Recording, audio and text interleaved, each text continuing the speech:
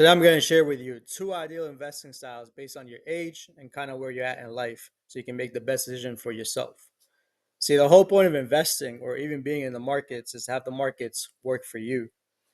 You want to start off by knowing what is your time horizon. Are you going to retire in 10 to 20, 30 years? Or are you going to retire tomorrow and would like the markets to pay for yourself? So I'm going to talk a little bit more about preserving your wealth and growth investing. Let's start off with the boring one.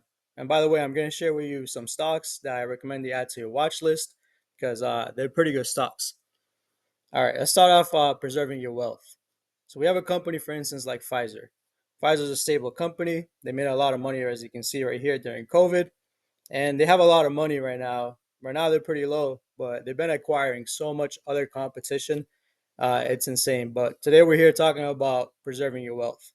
So Pfizer pays a 7.7% dividend. What is a dividend? So a dividend is when a company pays a portion of their shares, of their profits to their shareholders. So pretty much as a thank you and to incentivize the shareholders. So let's say, for instance, you have $1 million into Pfizer, they will pay you $77,000 a year, pretty much as a thank you. And that dividend may increase throughout the years, and you may take that money and reinvest it. But I could use $77,000 a year, but I don't have $1 million. So let's say I had $10,000 in Pfizer, they will pay you $770 a year, and that doesn't seem like a lot, but that could pay off your bills. That could be your gas money for just having that money sit into the stock. And maybe it could grow again. And if it goes to these heights, it pretty much doubled your money. Right now is at 22. These are at 54. So you have a growth potential and a pretty juicy dividend that you probably won't see for another long time. Let's talk about another company. So this one right here, you probably all heard of is Pepsi. Pepsi's a company, is a staple. It ain't going anywhere, and it pays a dividend of 3.79%. Another good company, Brookfield Asset Management. I think they're the next BlackRock. They just pretty much own everything and they manage everything. So they beat out the competition. I would honestly add this to the growth sector too. So you get a pretty good dividend, a pretty safe stock, and it's growing like crazy. So they pay a 3.6% dividend. Another good company. This one I learned at it when I was in surgery. Actually, they make a lot of products for like cardiac surgeries. They're pretty big in the OR field, and let me tell you about the OR field. There's so much profits. Very staple company, been around for years, and it pays at 3.39% dividends. And I see surgery only going up in the future. Another good one in the healthcare field, Bristol Myers Squibb. Bristol Myers and Squibb, they make Eliquis. They're around for a long time. If you don't know that, that saves your it's a blood thinner. It can save you from a stroke or a heart attack. So they pay a dividend yield of 5%, very staple, and they're actually here from Massachusetts. Very, as you can see, some swings, but that's a pharmaceutical company, but they're making a lot of money and they're pretty good. Another good one. This is called a real company, realty, VICI Properties. They pretty much own the Vegas Strip.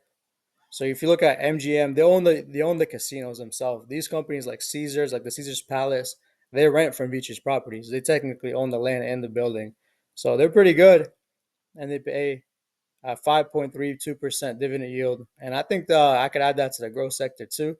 But very good company. They pretty much own real estate. So let's talk about my favorites. The growth companies. If you have 10 to 20 years, you want your money to grow. You want your money to double, quadruple. And I'll give you a good example why. Let's look at Palantir, for instance. Palantir, if you know me, that's my favorite company. This company made me, life changing money. Not enough to retire, but enough to really believe in the company, really believe in investing, and really put your conviction and hard work to work. And this is actually why I'm sharing with you guys because the gains I have from this company is pretty good, but I've been through it for a while. So I actually started buying this company the day I IPO that it came out to the market. I got some notification on the phone. I'm like, oh, a government company. Let me try it out. I didn't know anything about investing at the time. Started buying. It went up really fast. It went up to 31s, 34s. I was buying here too. Everything was good. Started crash again, and went all the way up to like low as $5. But what did I do? I bought the 34s, and I also bought when it went down. So I DCA'd dollar cost average. I kept buying so I could lower down my percentage. My I built a pretty decent position, and my average was $11.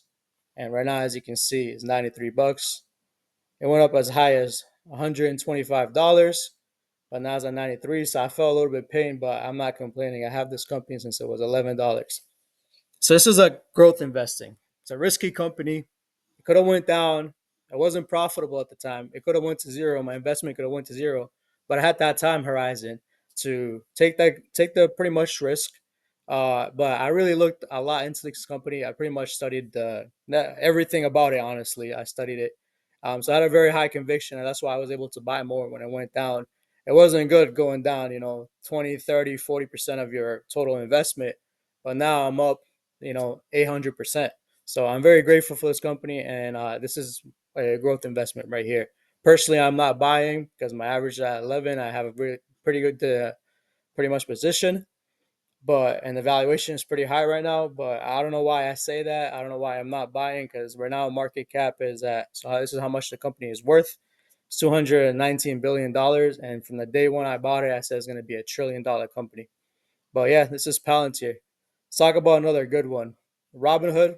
This one I regret. I sold in the pretty much, yeah, I bought in the $8. Well, and sold again in like in the $9, $10. Right now it's at $41. It went up as high as this.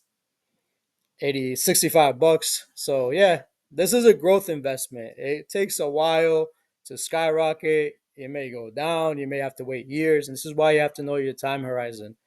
But Robinhood right now, I think, is a good company. They're taking over the financial transition from people are using like old companies like Bank of America, Chase, and now they're going to Robinhood. It's very user friendly. It's personally what I use, so I really like the product, and it's growing a lot into banking and all that stuff. Another good one I think is a growth company is Google, but also a very, very safe company. So I think this is more of a hybrid play. This is more if you want to preserve wealth and want that portion of wealth to grow a little bit more and also in a very safe company. But also if you want growth and in 10 to 20 years, Google is going to be a lot of money. Right now, Google is at $1.86 trillion. So if you would have to buy the company right now, you would have to pay around $2 trillion. I think the company will be around $10 trillion in the next 10 to 15 years. Another big one, which I think is a hybrid as well, is Amazon. You get the growth, you get the stability. So I think it's both. This one does not pay a dividend, as you can see right here, but it's mostly growth, and that's why I have it in the growth category. And my last one, NVIDIA. Let's talk a little bit more about NVIDIA. NVIDIA recently I've been very, very bullish on, which I think is going to go, that means it's going higher. Why do I think that? First, I've been saying NVIDIA is like the brain of computers, the brain of the robots, the brain of self-driving, the brain of AI. But recently, all politics aside, for a president to use it against another nation as a negotiating tactic, it goes to show you how powerful NVIDIA's technology is. I am now looking at this company like, wow, if a company is using it as a negotiating tactic for the whole tariff issues, that's how powerful Nvidia is. So I don't see Nvidia going anywhere. I also see Nvidia right now is at $2.5 trillion. I think it's going to be a 10 to 12 billion trillion dollar company in the next 10 years.